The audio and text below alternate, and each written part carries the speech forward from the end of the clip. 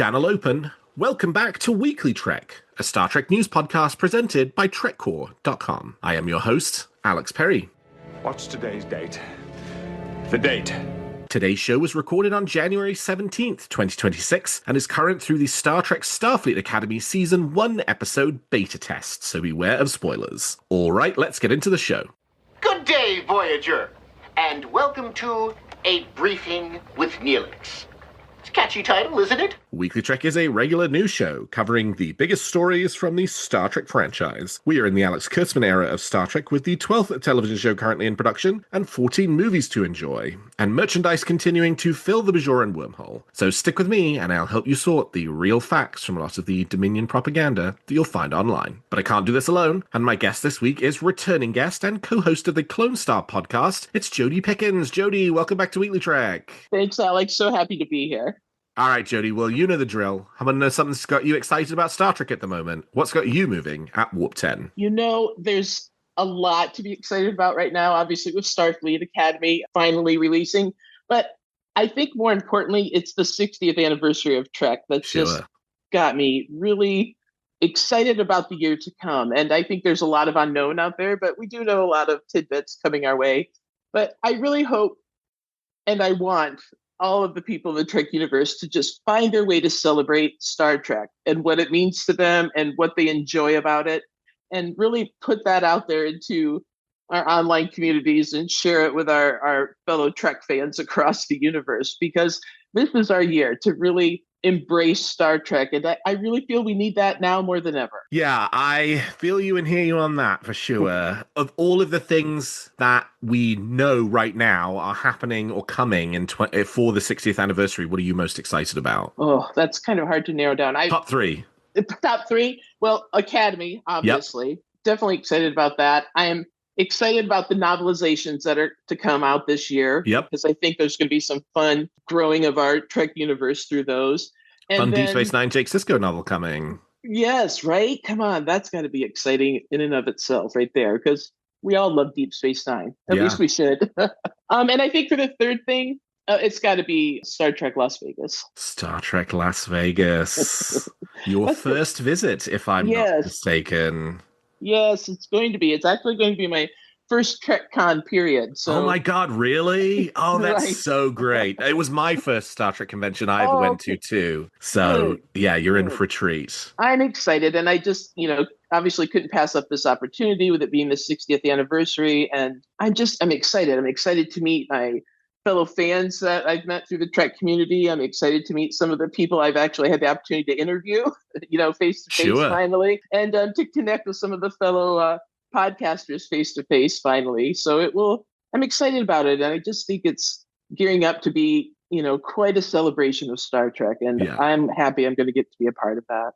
Oh, that's so awesome. And STLV is one of our news stories today, so we're going to talk lots more about it, because I want to ask you lots of questions about what you're looking forward to STLV for, but we will talk about that when we get to the news story. So let me tell you what I'm feeling good about Star Trek this week, and that is the release yesterday of the Season 1 soundtrack for Star Trek Starfleet Academy by Jeff Russo. Russo, in all honesty, is not in my top 3 modern Star Trek composers. He has made great music for Discovery and for Section 31, but I prefer, Nami Melamed, I prefer Stephen Barton, who did Season 3 of Picard. I mean, just, being that sort of Berman era, fan, it's just something about that style of music, and Jeff Russo's music's a bit different from that, but I have been particularly compelled by the Starfleet Academy soundtrack, and one track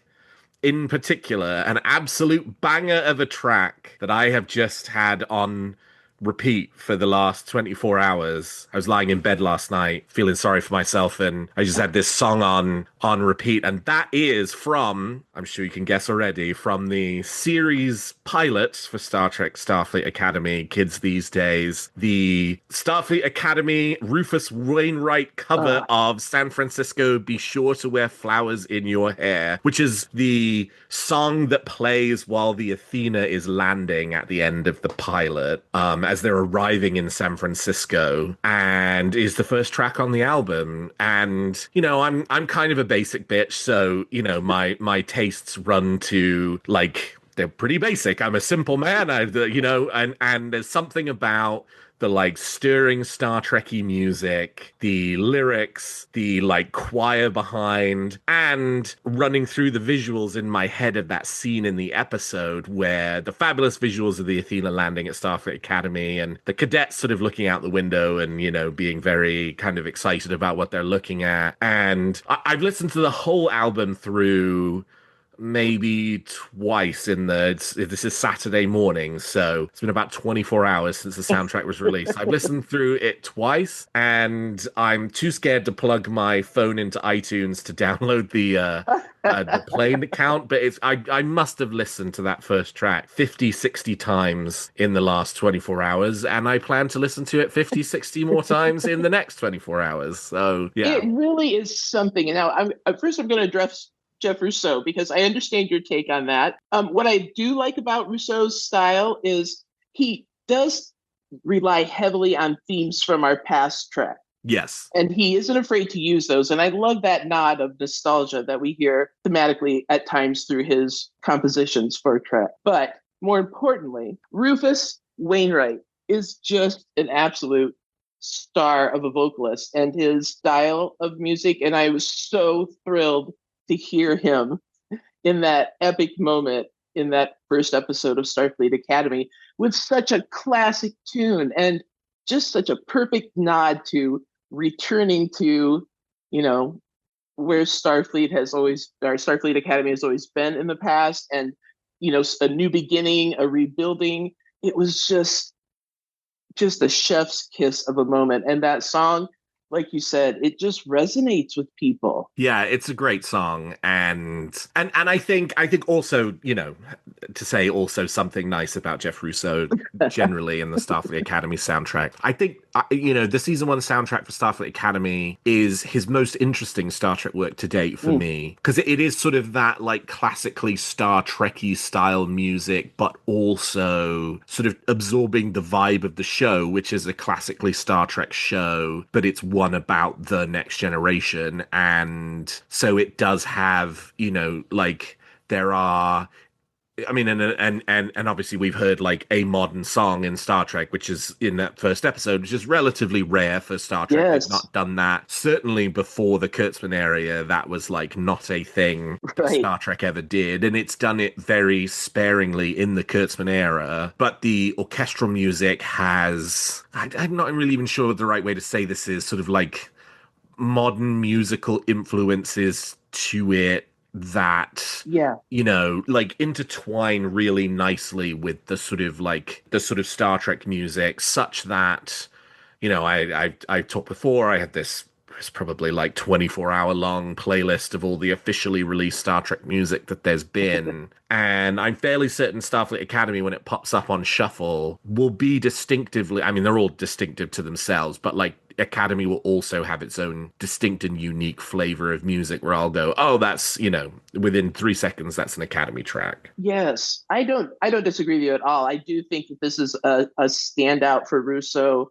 In a way, it's a bit of a departure from what we've heard from him previously when it comes to Trek. And I do love that they are taking that nod with some popular music in as part of that soundtrack, as part of that kind of DNA of what they're building with Academy. And I think that's just such a great acknowledgement of the fact that this is something new, that this is something different, and that it's going to be, you know, it is that next generation, you know, taking a nod and stealing from Terry Matalas's finale of season 3 of Picard. But that's what we're seeing here, and I'm excited about it, and I'm glad they took the risk, if it is even that, of bringing in, you know, that Rufus Wainwright-led track and made it such a significant moment in that pilot episode. Well, Star Trek Starfleet Academy Season 1 soundtrack available anywhere you get your music right now. Why they were able to put out a Starfleet Academy Season 1 soundtrack within one day of the premiere having come out, but we've never gotten a Season 2 score soundtrack for Star Trek Strange New Worlds. I digress. All right.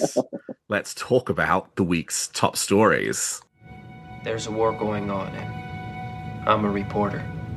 Well, press interviews with the cast and crew of Star Trek Starfleet Academy are piling up thick and fast with the premiere of the series' first 2 episodes, Kids These Days and Beta Test, this past week. In an interview with TrekCore, Captain Nala Arke actress Holly Hunter described the character's way of moving, saying, quote, "Her casual physicality is something I really wanted to express with the character. I really wanted a different kind of physical life. I talked about it with Alex Kurtzman, and it was just all systems go. Like, where might this take me? It continued to just go and go and go. It had like an endless life of fun. In every set I walked onto, my mind would just go, what can this set give me? What can I take from this set? It had a fluidity that I wanted to express with the character. They wanted to give me a tremendous amount of freedom. They wanted to liberate me, and I thoroughly enjoyed that." And Giamatti, in addition to sharing similar comments to those we've covered previously about his decision to lean into a big performance for Newsome, also offered some thoughtful comments on what he hoped fans would take away from the show. "I think it's that foundational thing," he said. "It's starting where everything begins. It's almost like, even though it's set further in the future, it's almost like an origin story, because it's where everything about Starfleet comes from. It's where all the captains come from and all their crews aboard those starships, so you're getting this foundational look at how it all got formed, which is cool. And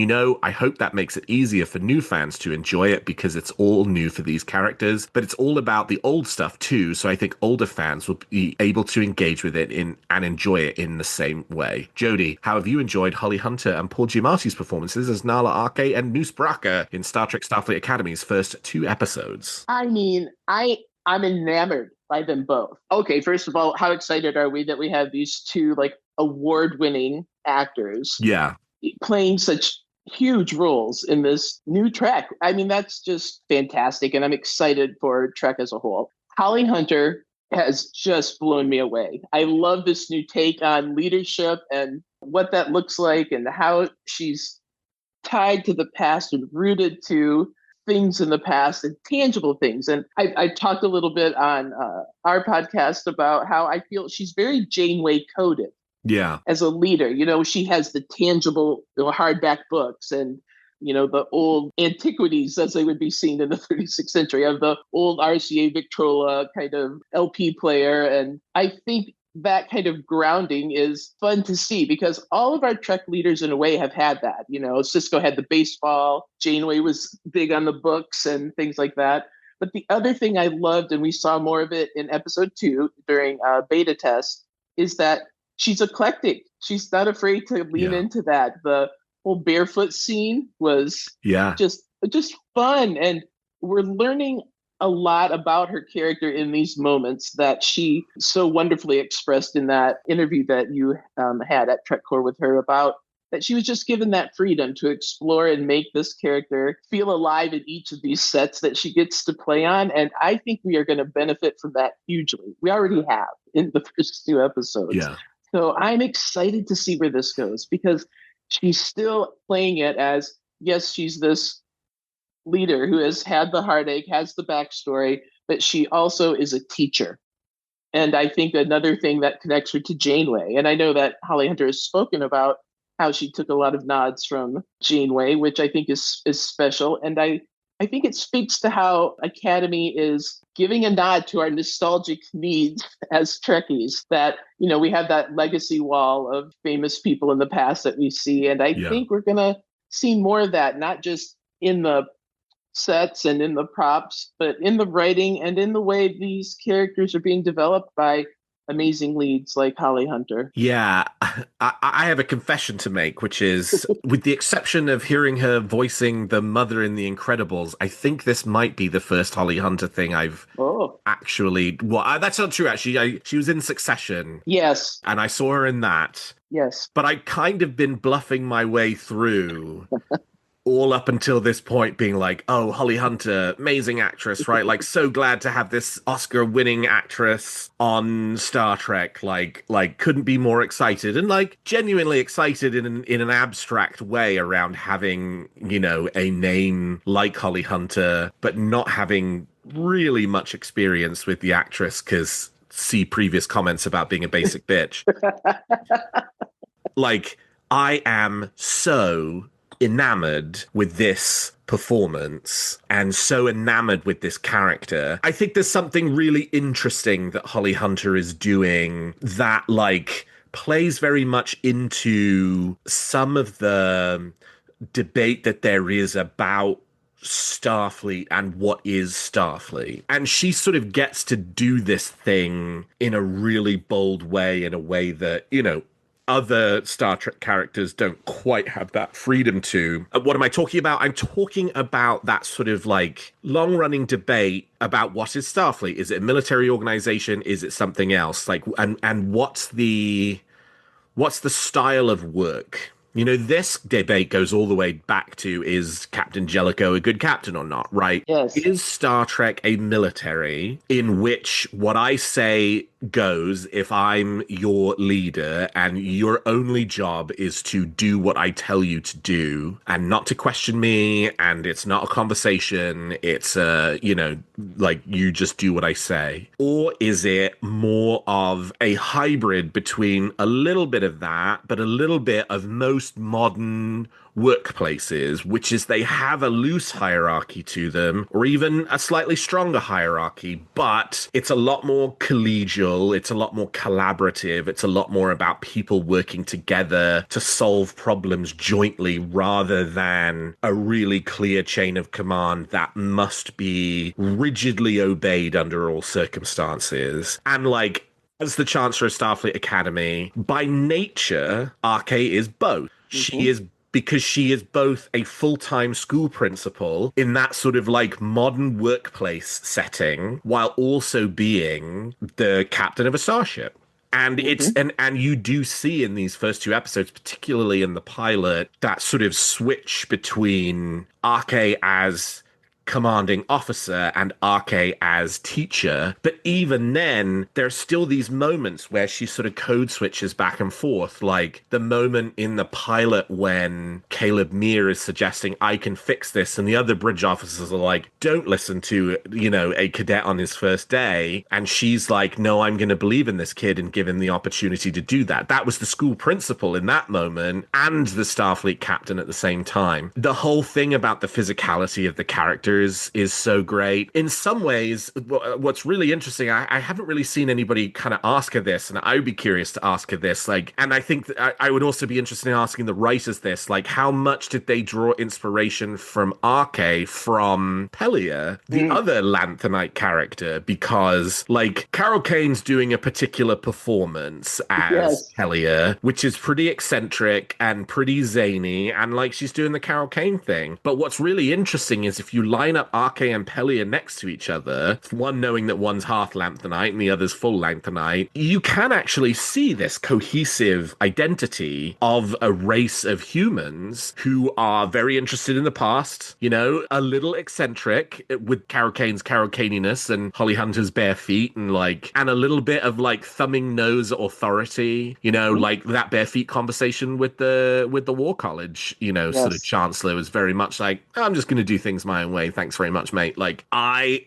am really interested in seeing more of this character. I can't agree with you more. And I think that's, you know, the beauty of what Holly Hunter is doing, is that she is taking that zaniness that we see in Carol Kane's Lanthanite character, and she's blending that with some Janeway-isms that we have seen from female leadership in Trek, and then still yet finding a way to make it uniquely her own. And I love that about her. And I think that's why, I mean, I think the character's compelling. I think the character's been written very compelling.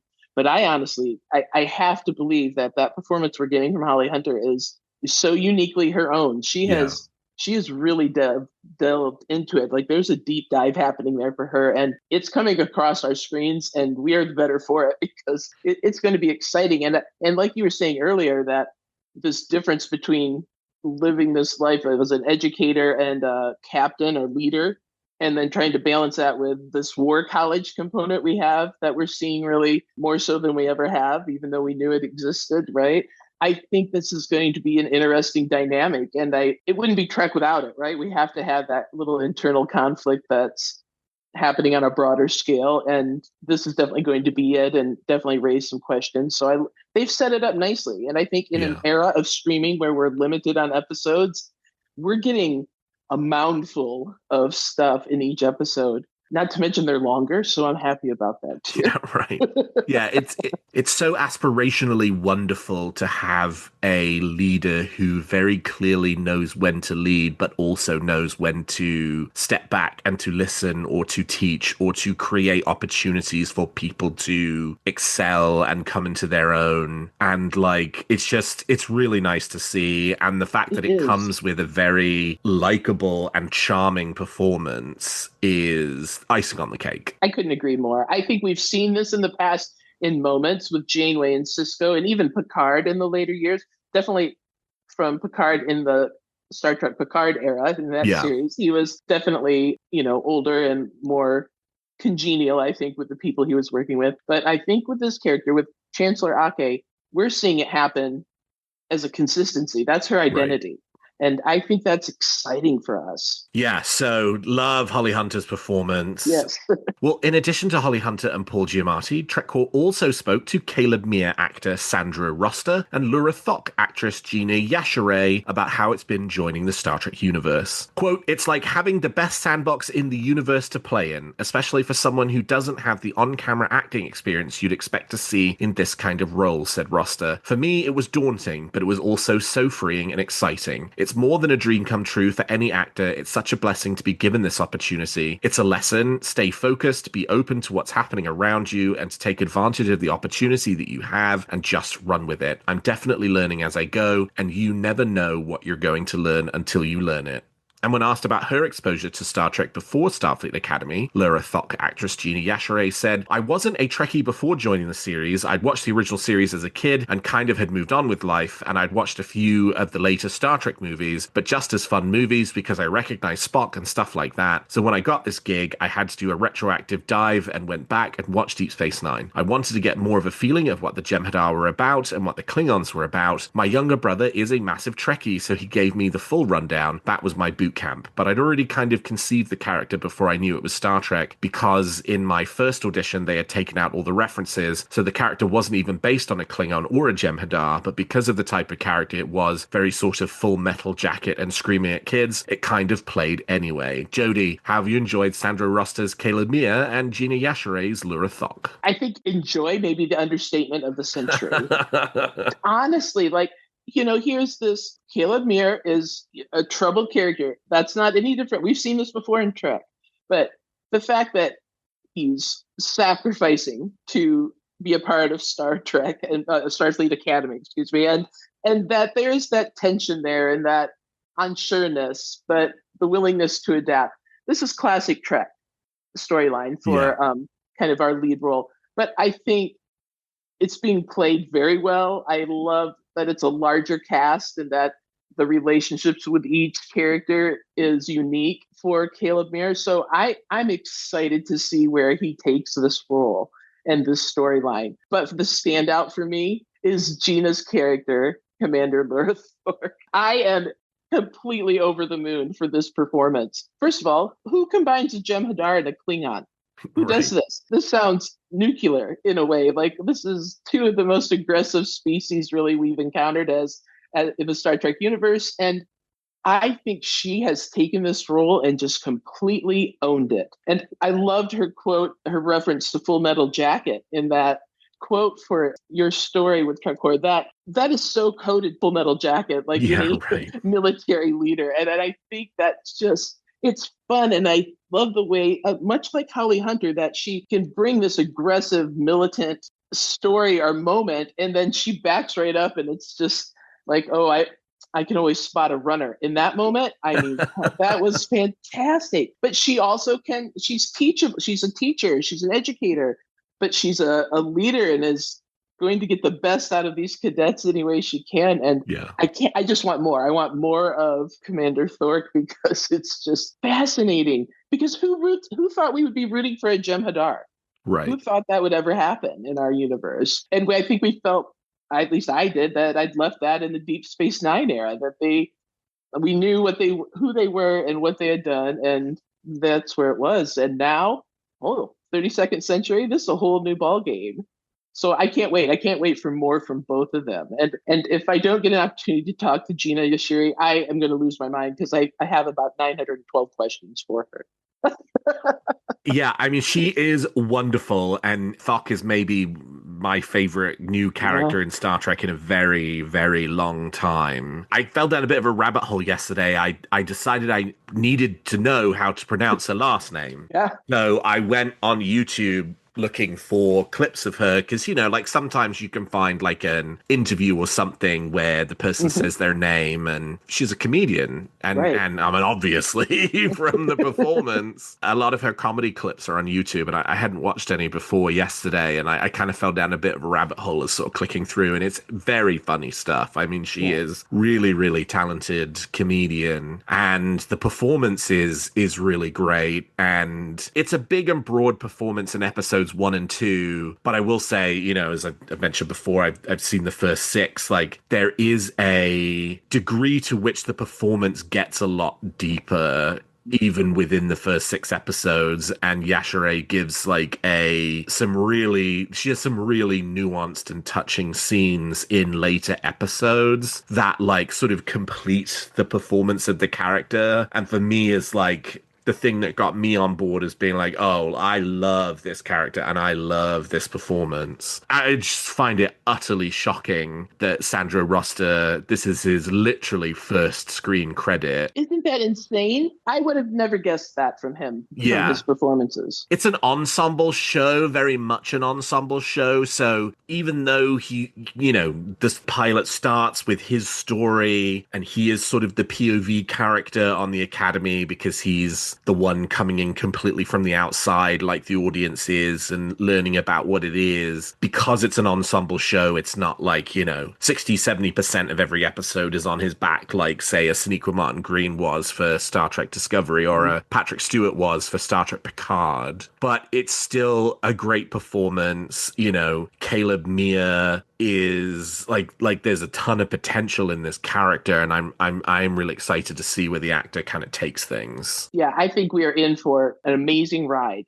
Like you said, it's an ensemble cast, and I think we have a lot to learn about many of these characters, especially after the first 2 episodes. But these 2 in particular are standouts for me right now too, especially, you know, this is a lot of new characters across the board for Starfleet Academy, and sometimes as a Trek universe, we don't always take to that quite so quickly. Yeah, but I think these first 2 episodes have really laid the groundwork for, you know, to hook us in, and I'm hooked. I can't sing the praises of it enough, and I'm kind of mad at all the people in the UK for keeping Gina a secret from all of us over here in America because I am just totally enamored by her. So I can't wait for more, and I can't wait for everybody to see more of this series. Like you said, there's a lot of amazing stuff yet to come. Well, sticking with Star Trek Starfleet Academy press coverage, but switching gears from the show itself, Star Trek Starfleet Academy writer and Lower Deck star Tawny Newsome spoke to TrekMovie at the Starfleet Academy red carpet premiere, and they asked her about the Star Trek live-action comedy pitch she had been developing with Dear White People's Justin Simeon. The conversations that I have had is, hey, we finished writing it and everyone said, yep, we love it, and then we turned it in, and then it was Christmas. The business is an interesting place right now. Who knows? She went on to say,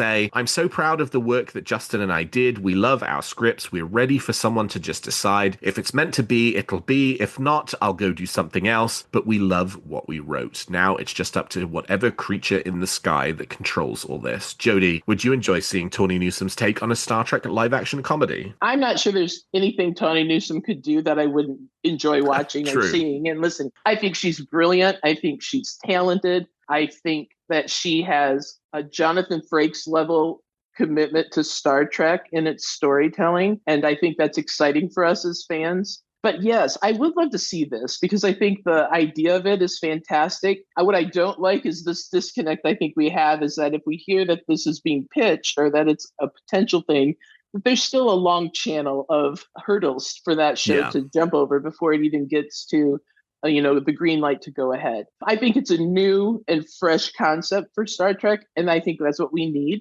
It's important that we keep this Star Trek universe growing and the fandom active and bring in new viewers because some of us that have been around, speaking of myself, entering those dinosaur years, we need new people. We need a younger audience to get involved in this universe. And I think Tawny is a big part of that. I think the other part that I'm excited about with Tawny, at least as it's connected to Starfleet Academy, is she co-wrote an episode with Kirsten Beyer.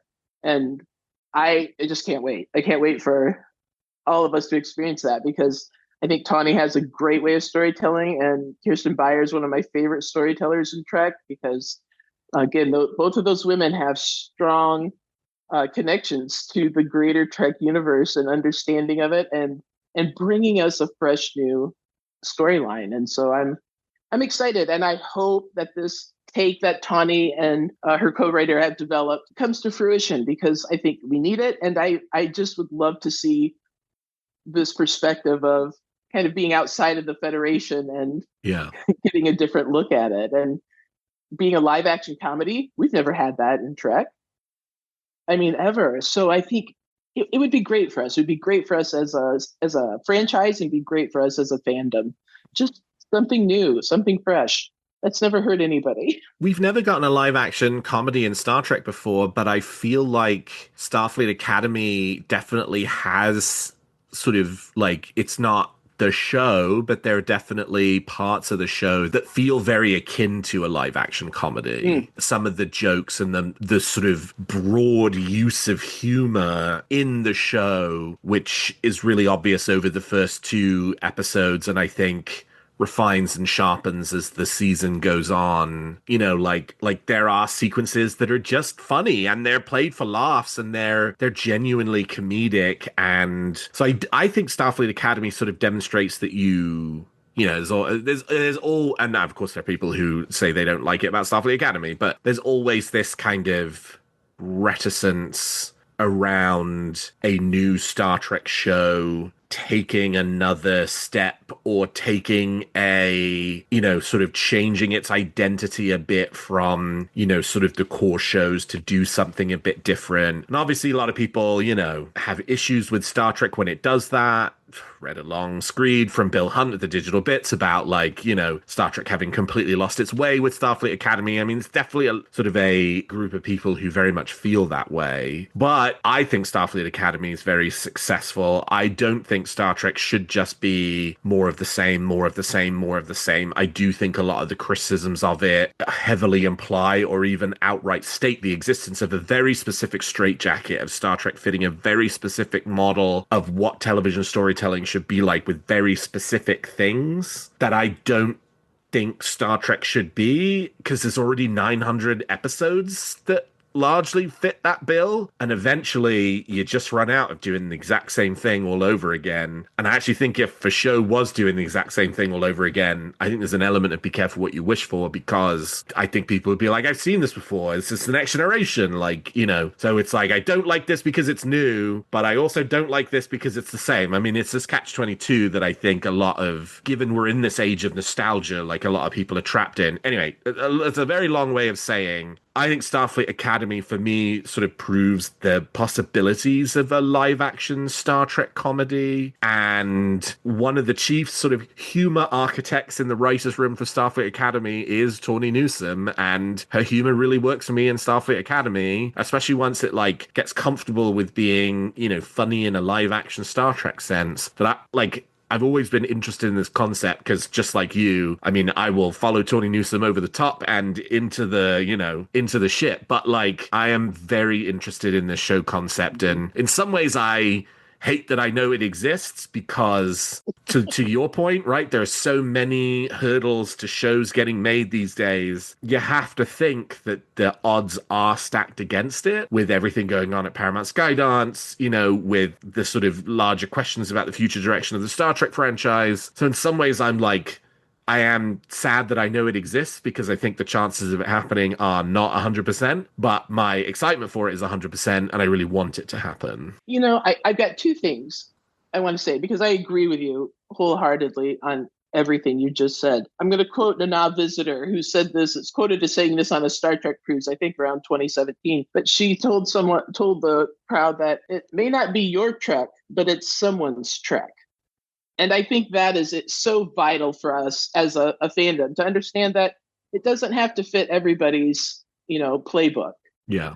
And I think that's important. The other thing is, I feel as a fandom, especially this being the 60th year of Trek, that it's more important than ever that those of us who are feeling good about Trek, are enjoying the current reiterations of Trek that are happening, or even just want to share their favorite characters or moments, put that out there into the universe, whether that's online or through their art or however they want to express that. But sometimes the people that are in support of something are quieter than the people who aren't in support of something. And we're definitely in that era now in many ways, outside of Trek and inside of Trek. So I just would encourage everyone listening today to don't be afraid to put your favorite episode out there in the online communities. And because I think if we all start speaking up more, that's going to help move the franchise forward for all of us. Now, do we know what else is coming down the pike with Star Trek as a franchise, what we're going to see on our screens or in the theaters or any of it? Not always. And there's a lot of question marks around that right now. But I do feel that if we continue shouting from the rooftops that we as a fandom are here, and these are the things we love about Trek, great. Change is not always easy. It's often scary, but it can be good. And I think we're seeing some good right now with Academy, that they're contemplating this idea of Tawny's, of a live action comedy show. So I think there's good out there for us to get, but we've got to continue pushing that positive narrative because it's a true thing and it's kept this franchise alive for 60 years. Yeah. And we can't, there's always been some, like, nobody wanted Next Generation made back in the day. Let's be honest. There was a lot of revolt against that, but we still continue to move forward. We still got Voyager. We still got Deep Space Nine. We've got this entire Kurtzman era of Trek that we've been living in. And the world is changing. The way we view media is changing. And there's a generation out there that is growing up knowing nothing but technology and getting instant information and entertainment. So we have to adapt as a franchise to fit those parameters. And we're starting to do that. So we either kind of have to get on board the starship or we have to stay at space dock. And I want to be on the ship. Yeah. Well, and lastly this week, Creation Entertainment have reiterated their warnings that this summer's STLV Trek to Vegas convention in celebration of the franchise's 60th anniversary is likely to sell out, and that single-day tickets may not become available. If you plan to attend and haven't gotten your seat yet, now's the time to grab tickets today. There will be no discounts or special offers for admission passes for STLV this year. Creation also indicated that the Rio Hotel was close to a complete sellout and is setting up a room block at the Gold Coast Hotel and Casino next door, as well as other nearby hotels. So Creation is letting you know that if you want to attend STLV this year, now is the time to jump on making your arrangements. Already announced the convention include representatives from each generation of Star Trek, ranging from the last 3 surviving main cast members of the original series, William Shatner, George Takei, and Walter Koenig, to the latest Star Trek show, Starfleet Academy, with the announcement just this week that Bella Shepherd, who plays Genesis Live, would be making her Star Trek convention debut at the show. Many more guest announcements are expected in the coming month,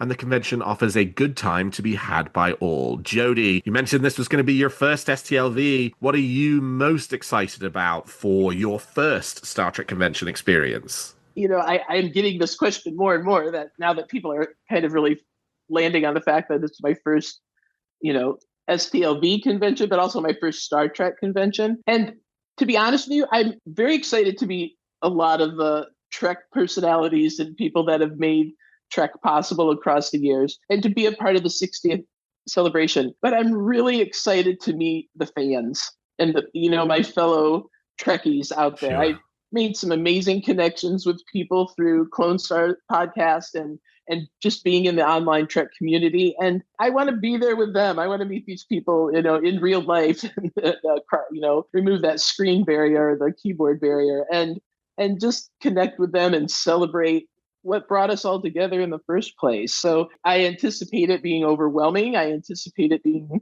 exciting, but I'm really excited to meet my fellow Trekkies. Have you been to Las Vegas before? Yes, I have. Okay, yeah. So, I mean, it's like you've got all the Vegas stuff and then it's a Star Trek convention on top of that. So, yeah. I'm very much so, like, that's two worlds to me, right? Like, I know we're putting a big Trek footprint there during those 4 or 5 days, but Vegas outside of that is a whole other world. Sure. So, are you staying at the Rio or are you staying somewhere else? Yeah, I'm going all in. I'm at the Rio. Yeah. Yeah. I mean, so I've been going every year since 2011. So that's nice. 14th or 15th time going, with the exception of the year it didn't happen, 2020. Right. And yeah, it's been at the Rio with the exception of 1 year where it moved to Bally's after the pandemic, because the Rio was supposed to be undergoing renovations, even though it wasn't at that point in time. It now has been. It's been at the Rio, and my usual Star Trek convention experience is to walk into the Rio to check in, and then to walk out of the Rio to check out. And then because the Star Trek convention is it's all day. There are restaurants in the hotel, places to get food. That's where all my friends are. So why would I go anywhere else other than be in this sort of Star Trek world? If you want an immersive experience, I feel this is it, because you can just be there. You can spend those days with people in the same mindset that we are here to celebrate Trek and to have fun and enjoy everything that's coming at us. And, even if there aren't huge announcements coming out of the 60th, celebration at Las Vegas, I still think it's going to be a big deal. It already is. It's already knocking on the door of what Creation dealt with on the 50th anniversary when they sold out and could sell single-day tickets. And I think that speaks a huge testament to what's happening in the fandom, is that we still love Trek. We still want more Trek. And we don't want to see any end to this universe at all. And let's celebrate it together. And Vegas is definitely that place to do that and handle that. So if I step outside of the Rio ever, I during that time, I'll be surprised. I think like you, it'll be to enter and to exit, because too much is going on, and not just from what Creation and Trek and all of the other organizations that are participating in putting that together, but even just the different podcasters and creators are having their own little things happening. So nonstop fun. I mean, it's Star Trek Vegas style. I don't know where it was. We landed on Mentalis Prime, and there's all sorts of things happening. I don't know. I'm looking forward to it. And hopefully I get to meet you in person too. I would love that. I can't wait. Yes. All right. Well, we've talked about the facts, and now let's offer our opinions on the Star Trek franchise. Your opinion has been noted. Anything further? So as we transition from the news section to the opinion section, each week my guests and I will give you a Star Trek opinion, wish, or theory we're nurturing that week about any aspect of the Star Trek franchise we want to opine on. So Jodi, let's hear it. What's your big Star Trek opinion for this week? So I am not a huge comic book person, although I love them. But as I've dabbled more into it, I got very excited about Voyager Homecoming. That was written by Tilly and Susan Bridges. And it's no secret, Voyager's my home base. I enjoy it thoroughly. But this has just been such a fun addition to the storyline. And I hope that, not to give anything away, but I hope people go out there and find it and read it and embrace it, so that we can get more of this. Not just about Voyager, but any of our storylines out there, that we can just grow that universe through the art of comic books. And I think that's important for us. And I don't think we give it enough attention as a fandom. I've been buying the issues as they come out, but I haven't read them yet because I've been waiting for the series to finish so that I can read it all at once. So I haven't read it. So tell me, what is it about this story that you particularly like? Well, as we know, the finale of Voyager kind of left us hanging a little bit.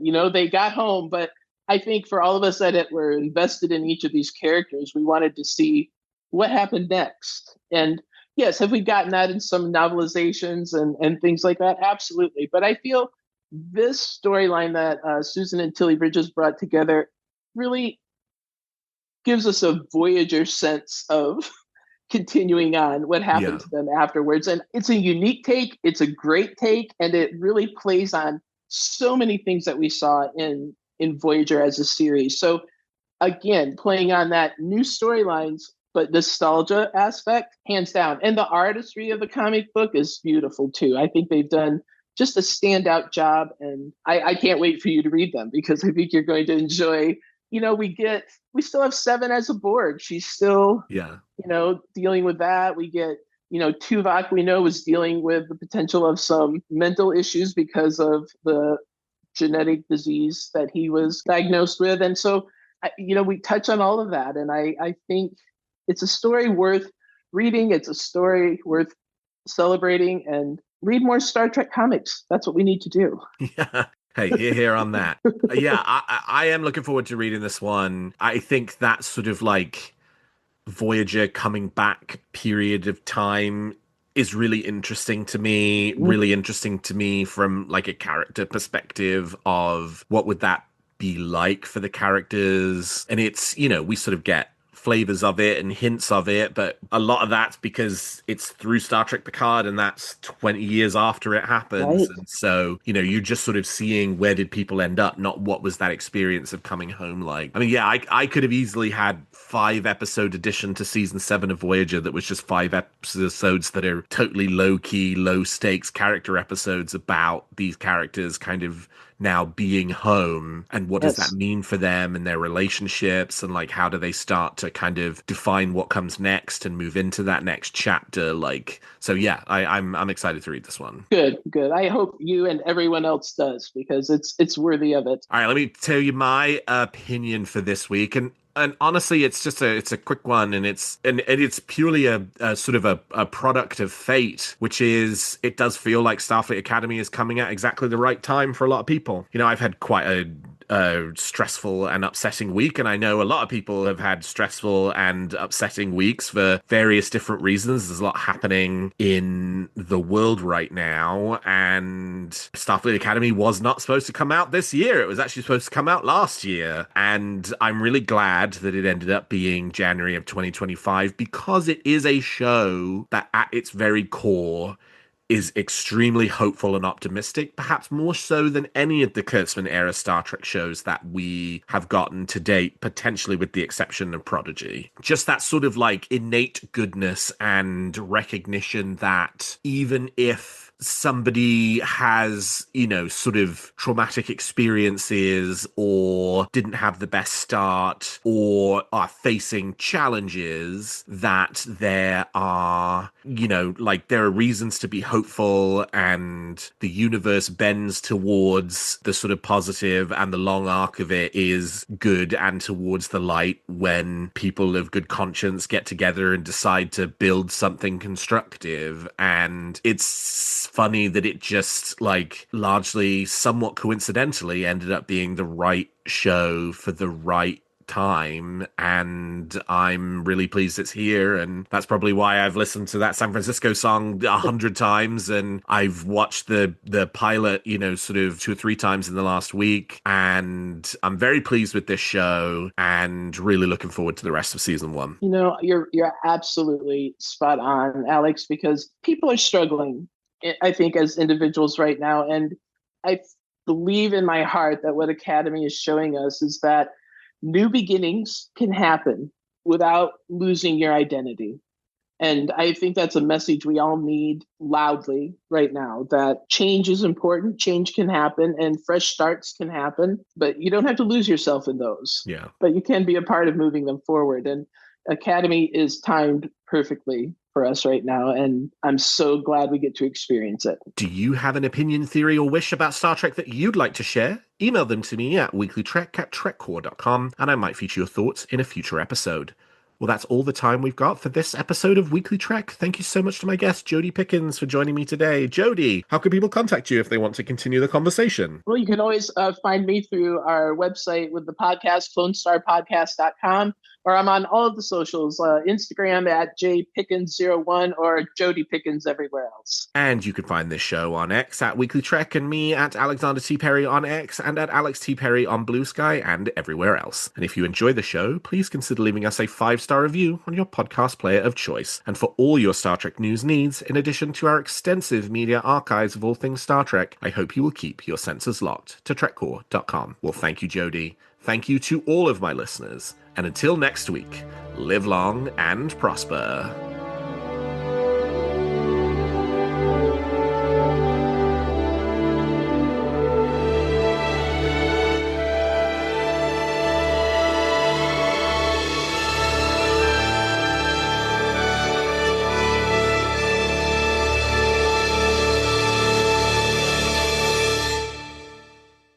Weekly Trek is a production of TrekCore.com and owned by Trapezoid Media, LLC.